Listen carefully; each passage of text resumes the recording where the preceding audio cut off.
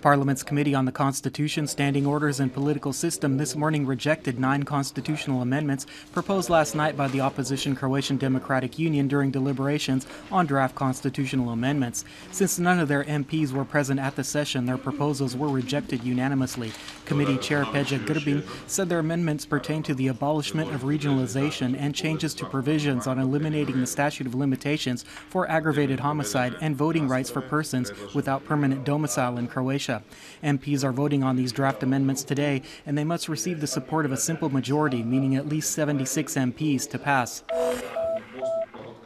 The Croatian government has said that economic circumstances have compelled the rescission of the branch collective agreement for primary and secondary school employees and the science and higher education system. Although Science and Education Minister Željko Jovanović denies that the education system is under attack, branch union leaders express fears that this is a first step toward pay cuts and layoffs and announce the possibility of a strike next month if negotiations with the government do not produce any results.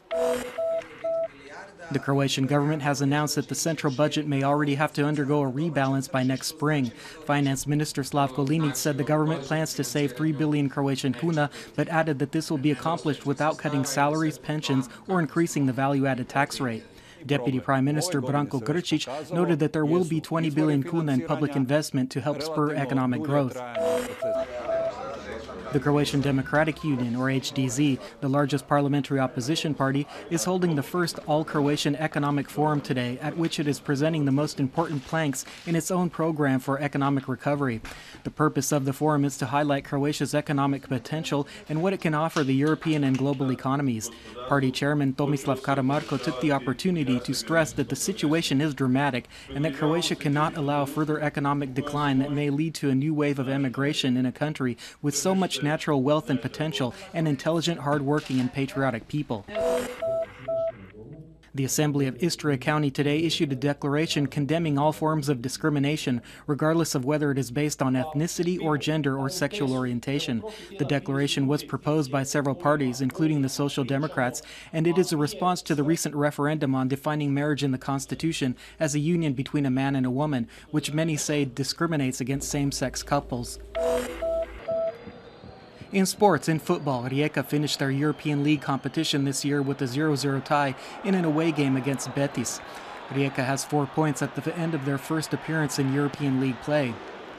Meanwhile, Zagreb's Dinamo also closed their European League participation with a 2-1 loss against Bulgarian team Ludogorets in a home match. Dinamo thus ended its European season with only 1 point. And finally, the weather forecast for the rest of the day. Skies will be mostly sunny in most of the country this afternoon, with patches of fog inland and also at places on the open seas off the coast of Istria. Moderate northwestern winds will blow down most of the Adriatic coast, although light to moderate bore winds can be expected at the foot of the Velebit Massif. The sea will be slightly to moderately choppy and visibility will be reduced where low-hanging clouds can be expected. Today's temperatures will range from 2 to 7 degrees Celsius inland and a bit lower where there's fog, and from 10 to 15 degrees down the Adriatic coast.